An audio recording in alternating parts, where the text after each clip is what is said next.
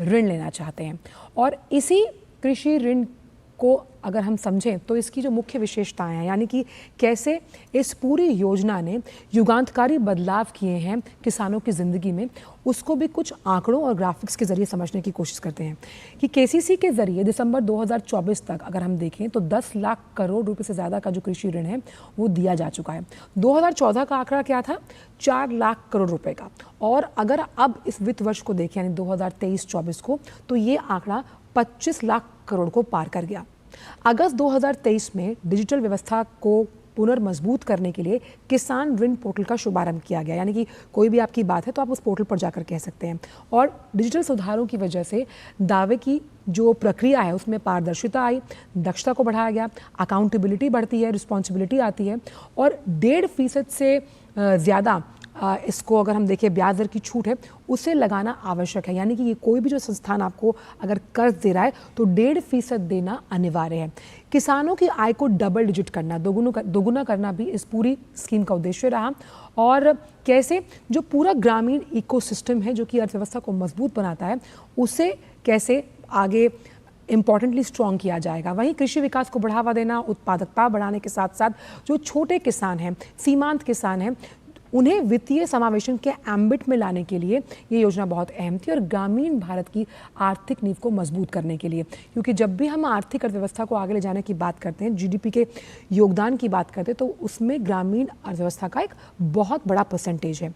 इसी पूरे मुद्दे पर बात करने के लिए बेहद खास मेहमान इस वक्त जुड़ रहे हैं। संदीप दास साहब कृषि पत्रकार हैं। संदीप जी, बहुत बहुत स्वागत है आपका हमारे इस खास शो पर। और पहला सवाल यही है कि जो कैबिनेट का फैसला हमारे अन्नदाताओं के लिए किसान क्रेडिट कार्ड के लिहाज से संशोधित ब्याज जो स्कीम है उसे आगे बढ़ाने का लिया गया है, कितना आप अहम मानते हैं आने वाले सालों के लिए से?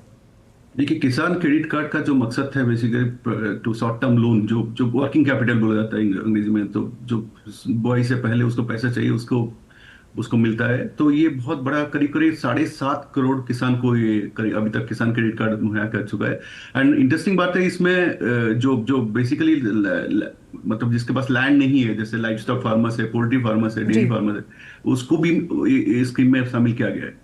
तो उसको क्या होता है, 50% 4% इंटरेस्ट रेट में उसको मिल जाता है 2 लाख लोन। तो उसको हेल्प करता है कि जो इनिशियल जो कॉस्ट है एग्रीकल्चर उसको मतलब मीट करने के लिए। तो ये बहुत बड़ा कदम है, बहुत काफी ज्यादा बढ़ रहा है इसका जो जो जो आउटरीच है। करीब करीब हमारे पास 14 करोड़ किसान फैमिली यहाँ है, करीब 7.5 करोड़ किसान कार्ड मिल चुका है। उसमें से क्योंकि अभी बात ये भी चल रहा है कि ये सारे जो किसान क्रेडिट कार्ड है उसको जो लैंड जिसके पास है, जो जमीन है, उसको ही मिलता है। बट अभी बात चल रहा है कि जो लैंडलेस को भी बहुत सारे सरकार कोशिश करे कि लैंडलेस को भी कैसे दिया जाए।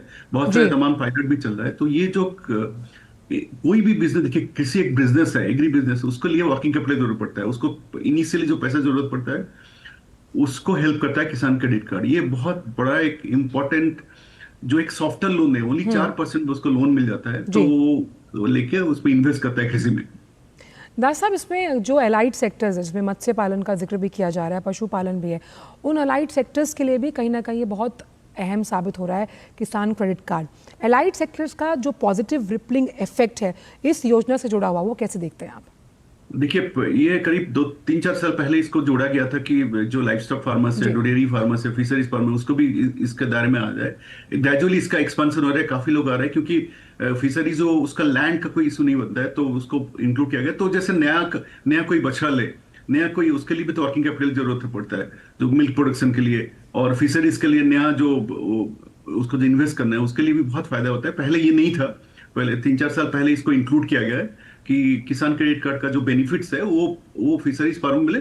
और एक बार बता दूं, जो आप देखोगे जो ग्रोथ हो रहा है, इंडियन एग्रीकल्चर और एलाइड सेक्टर ग्रोथ है, एलाइड सेक्टर को करीब 8% का ग्रोथ हो रहा है, जो क्रॉप सेक्टर ग्रोथ से 3-4% ग्रोथ हो रहा है। तो ये सेक्टर, और सबसे बड़ा चीज है कि वैल्यू एडिशन हो रहा है इस सेक्टर में, डेयरी फिशरीज। तो किसान का इनकम भी बढ़ रहा है इसके चक्कर में। इसका इम्पैक्ट है कि जो फास्टेस्ट ग्रोथ हो रहा है एलाइड सेक्टर, डेयरी और फिशरीज, ये किसान क्रेडिट कार्ड पर काफी अच्छा रोल है उसमें to fasten that growth actually. क्योंकि दास साहब, किसान क्रेडिट कार्ड की बात हम लगातार कर रहे हैं, इसे बनवाने का जो प्रोसेस है, अगर जो या किसान ये शो देख रहे हैं, जो लोग ये जानना चाहते हैं, उसको बनवाने का प्रोसेस कितना आसान है और इसे कितना सुविधाजनक सरकार ने बनाया है ताकि हर किसान इस वित्तीय समावेशन के दायरे में आ पाए?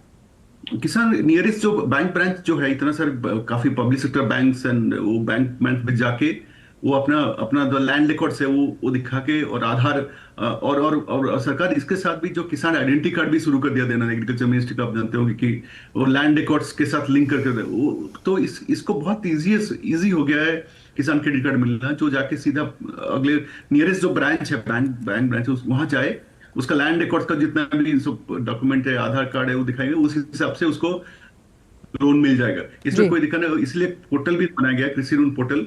उसमें भी आप उसमें देख सकते हो, आपका वो किसान लॉगिन करके देख सकता है उसका स्टेटस क्या है एप्लीकेशन का।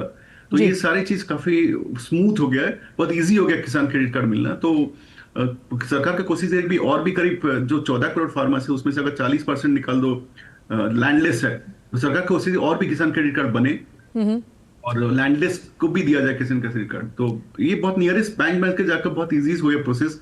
पोर्टल के थ्रू आप ट्रैक भी कर सकते हो कि आपका एप्लीकेशन दिया गया था, उसका क्या हुआ किसान क्रेडिट कार्ड क्योंकि का। हम डिजिटल दक्षता की बात कर रहे हैं और इसे तकनीक से जोड़ने का भी जिक्र किया जा रहा है। डिजिटल दक्षता के साथ ये पोर्टल कितना सहायक साबित होता है इन किसानों के लिए?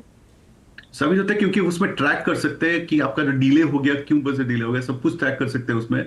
और इसमें मैं एक चीज बता दूं, काफी फास्टर हो गया है प्रोसेस ऑफ ग्रांटिंग किसान क्रेडिट कार्ड। जी क्योंकि जो नाबार्ड और जो सारे बैंकर्स हैं उनके पास पूरा डेटा है फार्मर्स का, उसका लैंड रिकॉर्ड्स का। Gradually most of the state में ये सब हो चुका है, तो बहुत ईजी होता है अब किसान क्रेडिट कार्ड ग्रांट करना, नया एप्लीकेशन को ग्रांट करना बहुत ईजी हो रहा है। और ये कोशिश ये है अभी नाबार्ड का, रिसेंटली इन्होंने कोशिश किया कि एक दिन के अंदर, मतलब एक दिन के अंदर उसका लोन क्लियर हो जाए, एक दिन के अंदर विदाउट विजिटिंग द ब्रांच बिना जाए, इसका भी कोशिश कर रहा है। बहुत सारे पायलट चला है अभी, जी। कोशिश कर रहा है कि बहुत सारे डिजिटल टेक्नोलॉजी यूज करके कि एक दिन के अंदर लोन मिले। और नोडल ऑफिसर्स की भूमिका आप कितनी अहम मानते हैं? जो राज्य के स्तर पर नोडल ऑफिसर्स हैं जिन्हें इस स्कीम को किसानों तक पहुंचाने का जिम्मा सौंपा गया है, उस लिहाज से ये सामंजस्य केंद्र और राज्य के बीच में बिठाना कितना इंपॉर्टेंट हो जाता है नोडल ऑफिसर के लिए?